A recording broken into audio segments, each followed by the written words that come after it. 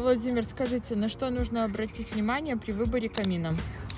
Ну, прежде всего нужно определиться, какой тип камина вам подходит больше всего. Вот. А они существуют трех основных типов. Это камин открытого типа, камин закрытого типа, когда там стеклянные дверки, либо перегородки сетчатые, и камин типа а-ля буржуйки, типа буржуйки.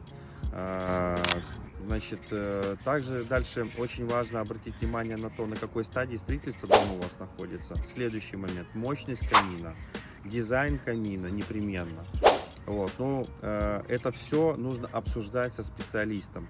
В целом, мой основной призыв к тому, чтобы вы обращались к специалистам.